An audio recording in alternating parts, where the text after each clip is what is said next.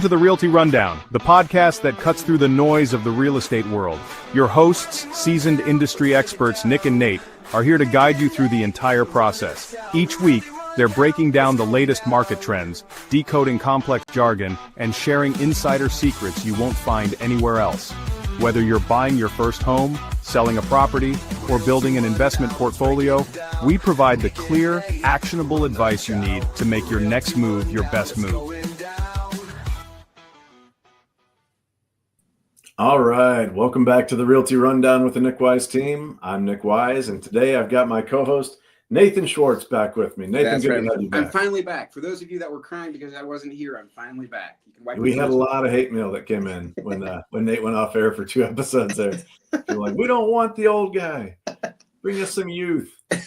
So, I hope you guys also enjoyed the new intro. We're working on that, fine-tuning that, and hopefully we'll get that going a little bit smoother. But I think it's kind of catchy little tune that we put together. So, absolutely. Nate on the drums, me on the guitar. That's right. That's and right. AI doing all the rest of the lifting. Yeah, that's the part we got to tweak. That's right. Yeah. So, guys, this week it's episode 32 of the Realty Rundown. We are going to be discussing what is called the House Enrolled Act here in Indiana. House Enrolled Act of 1347. And Nathan's going to fire off some questions while I break down what this means, what HEA 1347 means, and some of the related wins for our housing market. Yeah, absolutely. And I'll start off simple with this one, but what exactly is House Enrolled Act 1347? Yeah, just to break it down, HE 1347 is part of a bigger legislative session that brought some real major real estate wins here in Indiana. Specifically, 1347 raises the bar for our industry by closing a trust account loophole, requiring annual audits of our continuing education compliance, upping the management broker eligibility requirement for 2 years to 3 years. So really, it's about professionalism, it's about consumer protection, and it's about making sure funds and transactions are handled correctly. Yeah. Those sound like internal industry changes. Why should agents and maybe even consumers care? Yeah, really, because this is a law that protects both sides of the deal. So for our clients, it means better safeguards for their money. It means more confidence that their agent is operating under tight professional standards. And for realtors, it ensures a level playing field where everyone can meet those higher expectations, and there's no longer some shortcuts that maybe were there before. Absolutely. So you mentioned this was part of a bigger session. What else did realtors win this year? Yeah, so this is a big win for everybody. The realtors obviously are always pushing for things that help homeowners. Property tax relief. So through the Senate Enrolled Act 1, which is kind of the big budget, the big bill. I'm not going to call it the big bill. I'm not doing it. It's a regular bill, just a regular, moderately attractive bill. But this is our Indiana Senate Enrolled Act 1. Homeowners are looking at about $1.3 billion in predicted savings over the next 3 years. So that is literally real money that is going back into the pockets of Hoosier homeowners. Additionally, we've got housing development funding. So we've got $50 million that's set aside for residential infrastructure, which is putting in roads, sewers, sidewalks, basically to help shovel-ready projects, as we call them. So somebody's got a development that they're ready to build new houses on, but they lack the funding for this initial infrastructure. This is some government money set aside to get that off the ground. Affordable housing support is included as well. So we've got permanent low-income housing tax credit improvements to encourage more projects. This is a huge one. You know, to me, obviously, we don't just need more housing. We need more affordable housing. Right. So this low-income housing tax credit is awesome. I love it anytime we can do anything like that. And then blocking some of the harmful taxes that are out there. Real estate transfer taxes, sales tax on services is currently off the table, but believe me, that is long-term.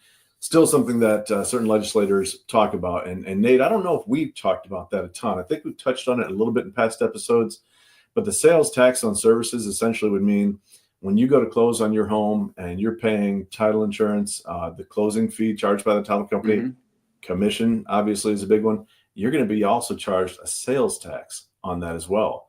So we would then, as real estate agents and the title companies for their portion of their service, counting everybody else, inspectors could be included in this. It could really run the gamut. We would have to collect taxes from our clients and then pay those to the government. So how much do you like the sound of that, Nate? That sounds messy.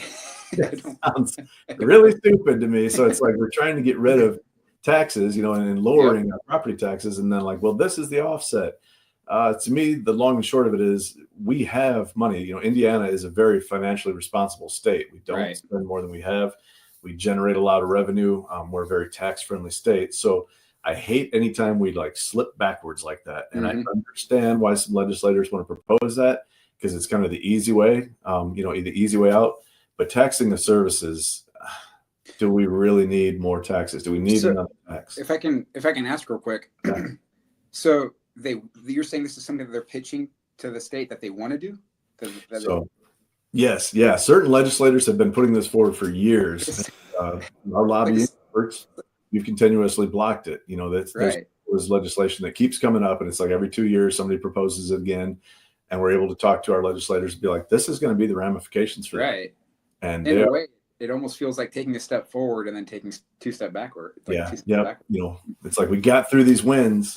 Yeah, they're like, okay, so you won some stuff. Well, now let's lose. How about we just don't lose? Right. Just winning. Let's just fix something that's not broken. Yeah. So it's a thing that could literally add thousands of dollars on top of what can already be a pretty expensive process to buy and sell a home. So we just can't have it. It's just not going to do anybody any good. It's going to decrease home ownership. Nobody wants that.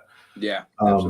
So really all these measures, that we did win on, they're working together to perfect. They're protecting affordability. They're encouraging development, and they're keeping our housing market here in Indiana healthy. Yeah. So if I'm just a buyer or a seller listening, how might these laws affect my life? Yeah. So while you might not see the legislation directly coming at you, you're going to feel it. Obviously, if you're buying a property, the property tax changes means a lower tax bill. And Nate, as you know, we pay our taxes in arrears in Indiana. Yep. So, there's a conceivable notion here that when this kind of starts to trickle in, you may actually get a bigger credit for past year's taxes than what you're going to end up paying as a new property owner. So we base that credit that you get at closing off the last known tax bill. So here in 2025, we're actually paying for 2024 taxes. And then all the way up until the day of closing, we are prorating taxes to give a credit to the buyer as well, because when they come due in 2026 that have accrued in 2025, they are going to be prorated. And so that proration amount, again, is based off the last known bill. Well, if that bill goes down, that actually is a boon to the buyer. They could actually get a little extra money. I don't know that it's going to be a tremendous amount, but it could be hundreds of dollars, which that's certainly helpful when you're buying a home. Yeah, absolutely. If you're selling, obviously improved infrastructure, more affordable housing programs can bring more qualified buyers to your market. And if you're working with an agent, obviously, like we talked about, and that they're going to meet a higher training competency level, higher compliance standards, which just lowers your risk in the transaction. It's going to be less, I would say, I've always said this, and I hate to say it in part because, Nate, you used to sell used cars, but maybe less used car salesmen selling houses. Except for me. That's a shot at Nate. Shot right across the bow at Nate there. I forgot my little image. I got to do the image of the housing punching the taxes thing. So you're going to see this later too, Nate. But this is what the housing, the realtors are doing. We're trying to keep your taxes down. So you get to check out that. There's a little guy building infrastructure out there too. You're going to kick out of that when you get to see it, Nate. But really, I think a huge win. Like Nate, obviously, in your career, and we don't want to name names. Don't name names. You've occasionally possibly run across some agents who are maybe not trained as well as what we would be trained at the Wyse team and at RE/MAX Results. Yep. Yeah. And I mean, obviously that increases, what would you say some of the dangers are of that, to your clients? Well, could potentially cost the client some money. Like if the agent doesn't know what they're doing, or if they mess up on a certain portion, they mess up on some deadlines and stuff, you could cost the consumer some money. That's my take on it. I mean, if you for example, if you miss an inspection deadline, you could be, you're by not, responding to inspection deadlines, you're saying that your client has accepted my client's request. So you could be costing them money, even if they weren't okay with those repairs. You didn't respond. So in the state of Indiana, that means you're okay with it. So now you've cost them money that they maybe didn't want to spend or don't have the money to spend. Yeah. I think you had an instance fairly early in your career with a roofing issue where, what was it? You submitted a response. Yeah. So the roof was, according to the inspector, roof needed replaced. So we got quotes around and everything, sent it over, and they did not respond by our deadline that we had stated. So I reached out to the agent, just making sure that all parties are on the same page, that, with them not responding, they've accepted our response. And the agent said, actually, no, that's not what happened here.